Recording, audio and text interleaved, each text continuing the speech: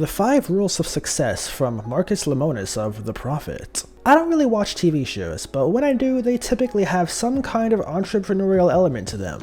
One of my favorites, of course, is The Prophet, which features billionaire entrepreneur Marcus Lemonis. Marcus goes into his struggling small businesses and offers assistance by giving them a capital injection and offering his invaluable expertise and connections in order to turn them around and boost their profitability. The first rule by Marcus is treat people in business, whether that be partners, customers, or employees, with respect and kindness. That doesn't, of course, mean to be a pushover, but to approach every transaction and partnership with a positive attitude. When you watch the show, notice that Marcus is incredibly good at social interaction. He is very sociable and is immediately liked by all people, especially the employees he has to meet.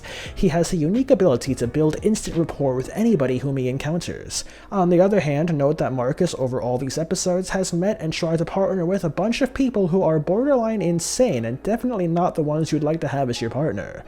Be a nice person, and put it simply, it makes things so much easier in the long run. I have a good bullshit meter, to be honest with you. I do, and I don't know where I gained it from. Maybe we're doing a lot of talking and not a lot of working.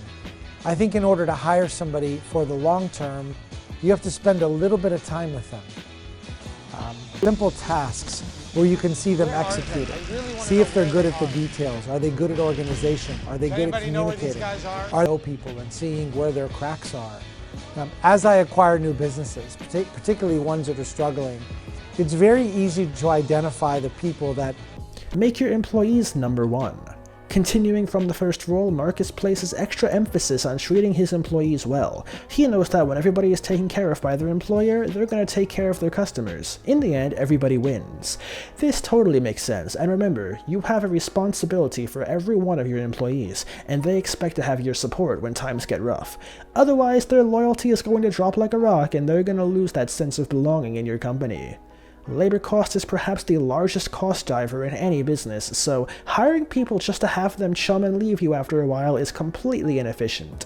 Instead, you should incentivize them, make them part of the family, and have them more attached to the business. Valuable employees, and people in general actually, are hard to find, so when you do, you should make sure to hire them, keep them happy, and help them grow along with the business. Number 3. Know what you don't know. You can't be good at everything, it's humanly impossible, so you have to accept that limitation and understand that you don't really know some things, and know what it is that you don't know. You should delegate all those tasks that you're not good at and don't fall under your strengths. Sure, when you first start a business, you probably are going to do everything yourself or with the help of a co-founder, but after you get some traction and revenue, you should find some people that are better than you in specific areas and make them part of the team. Failing to bring in people to help you is going to bottleneck the business and going to create several inefficiencies. Accept the crazy. As I mentioned above, Marcus was involved with some companies where the owners were acting like crazies. Remember, this is a reality show, especially when family is involved. The drama is magnified since there's more emotions involved and usually underlying issues as well. This one is a bit tricky. Unless these people are able to work on their issues and get them resolved, it's very risky to get involved in the middle of a situation. It's going to cost you time and money. Personally, I tend to run away from people who seem to fail to act rationally on a consistent basis and get easily emotionally charged. I choose to work with individuals who are a bit more stable and can manage themselves better. Be vulnerable.